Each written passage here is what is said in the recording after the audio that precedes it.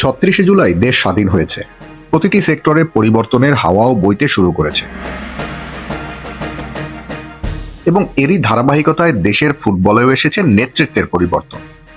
Football ভক্তদের মনে কিছুটা আশা বাঁধতে শুরু করেছে, এবার বুঝি দেশের ফুটবল পরিবর্তন হবে, এবং হতেও শুরু করেছে। দেশের ফুটবলের বড় সুখবর হামজা দেওয়ান চৌধুরী। এই হামজাকে নিয়ে সবার মধ্যে যখন সুখের বাতাস বইতে শুরু করেছে, ঠিক তখনই ফুটবল ফেডারেশনে এলো দুঃসংবাদ। হ্যাঁ, ম্যাচ ফিক্সিং এর দুঃসংবাদ। এটি বাংলাদেশ প্রিমিয়ার লিগের ম্যাচ নিয়ে। এবার প্রশ্ন তুলেছেন এএফসি। বাংলাদেশ প্রিমিয়ার লিগে অংশগ্রহণকারী 3টি দল Wanderers club, Fakirerpul Young Men's এবং চট্টগ্রাম আবাহনী দেদারসে পয়েন্ট ও গোল বিলাচ্ছে প্রতিপক্ষকে। এ পর্যন্ত 7 ম্যাচে 67টি গোল হজম করেছে দল 3টি। তাদের সামর্থ্য নিয়ে প্রশ্ন আছে, তবে সন্দেহ তৈরি হয়েছে তাদের স্বচ্ছতা নিয়েও।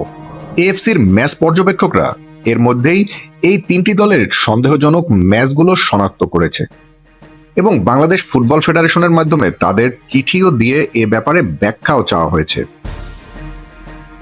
ফুটবলে পাতানো ম্যাচের অভিশাপ তো নতুন নয়। একটা সময় ওপেন সিক্রেটই ছিল ঢাকা লিগে ম্যাচ ছাড়াছাড়ি। পেশাদার লিগে কয়েক বছর ধরে ঢুকেছে অনলাইন বেটিং ও স্পট ফিক্সিং এর জীবাণু, যাতে করে প্রতিপক্ষকে ম্যাচ ছেড়ে দিতে হয় না। হার নিশ্চিত জানা ম্যাচে নির্দিষ্ট একটা স্কোরলাইন ধরে রাখতে পারলেও বাজিকর এবং তার ক্রীড়ানকরা কামিয়ে নিতে পারে কারিকারি অর্থ। ভারতীয় কয়েকজন কোচিং স্টাফের যোগসাজে আরামবাগ ক্রীড়া সংঘের খেলোয়াড়রা সেই ফাঁদে পা দিয়েই ফুটবল থেকে নিষিদ্ধ হয়েছিলেন 2021 সালে। এবার চট্টগ্রাম আবাহনীকে অভিযুক্ত করা হয়েছে সর্বশেষ আবাহনীর কাছে 4-0 গোলে হারা ম্যাচটিতে।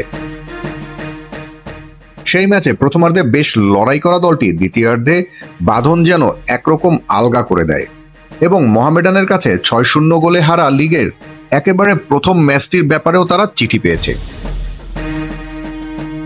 এদিকে ফকিরেরপুল ইয়াং মেন্সকে নিয়ে সন্দেহ পুলিশের কাছে 4-1 গোলে হারা দ্বিতীয় ম্যাচ নিয়ে।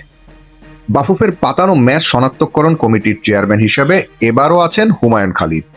গতকাল তিনি এই বিষয়ে বলেন, আমরা সবেমাত্র কাজ শুরু করেছি। এএফসি তাদের কিছু পর্যবেক্ষণ দিয়েছে, আমরা এখন তথ্য উপাত্ত সংগ্রহ করছি। সে অনুযায়ী পরবর্তী সময়ে আমরা কথা বলবো সংশ্লিষ্টদের সাথে। ইয়াং ম্যানস ওয়ান্ডার্স চট্টগ্রাম আবাহনীকে নিয়ে অবশ্যই নির্দিষ্ট করে কিছু বলতে চাই না। বেশ কয়েকটি দলের ব্যাপারেই আমরা পর্যবেক্ষণ পেয়েছি।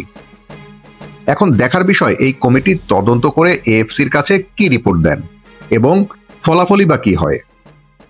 Team sports news desk.